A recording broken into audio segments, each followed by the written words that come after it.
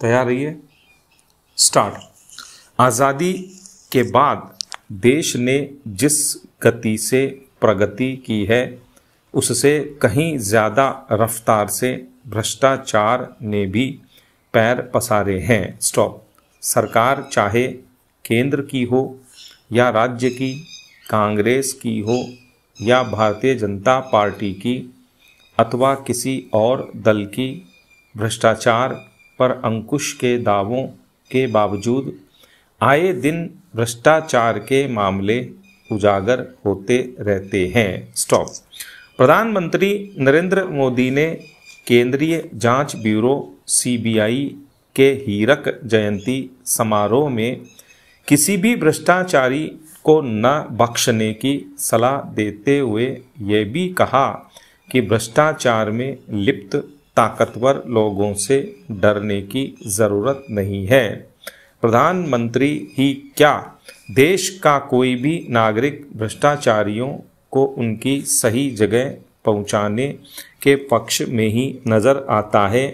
बीते कुछ सालों से सीबीआई ने भ्रष्टाचार में लिप्त ताकतवर नेता अधिकारियों पर छापेमारी के बाद उन्हें गिरफ्तार कर यह जताने का प्रयास भी किया है कि वाकई कानून के हाथ बहुत लंबे हैं। हालांकि केंद्र सरकार यह दावा करती है कि पिछले 9 साल के कार्यकाल में उसके खिलाफ भ्रष्टाचार का कोई बड़ा मामला सामने नहीं आया, लेकिन इस हकीकत से भी मुंह नहीं मोड़ा जा सकता कि पिछले 9 साल में भ्रष्टाचार के खिलाफ चली मुहिम में 90% से अधिक छापे विपक्षी नेताओं पर ही पड़े। इसका मतलब यह है कि या तो केंद्र में सत्तारूढ़ पार्टी के नेता भ्रष्टाचार में लिप्त नहीं है या फिर जांच एजेंसियों की नज़र उन पर नहीं पड़ रही। स्टॉप।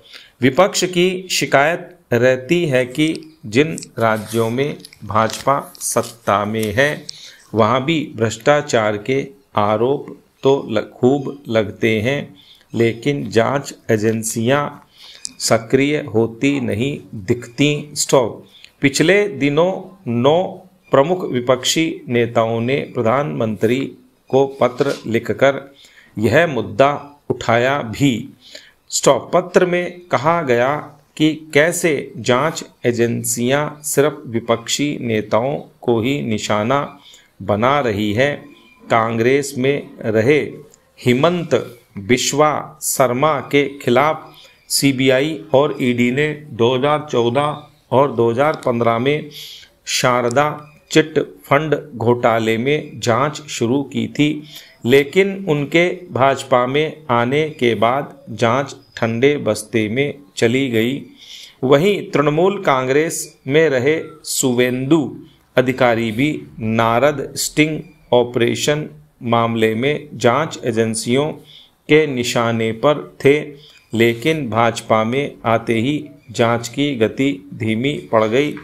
भ्रष्टाचारियों पर शक्ति के प्रयास केंद्र व राज्य दोनों को ही करने होंगे। कोई सरकार भ्रष्टाचारियों को नहीं छोड़ने का दावा करती है तो उसे प्रतिपक्ष के सवालों का जवाब भी देना चाहिए। यहाँ सवाल किसी राजनीतिक दल या नेता का नहीं बल्कि जांच एजेंसियों की विश्वसनीयता का है। स्टॉप। पैरा। हर कल्याणकारी सरकार का दायित्व है कि वह लोगों को न केवल उनके घर तक पीने का पानी मुहैया कराए बल्कि इस बात का भी इंतज़ाम करे कि पानी की गुणवत्ता भी बनी रहे।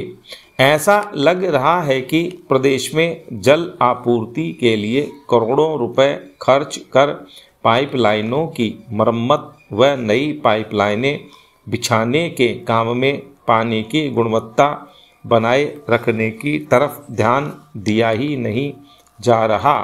आज भी प्रदेश के कई हिस्सों में बड़ी आबादी दूषित पानी पीने को मजबूर है। स्टॉप।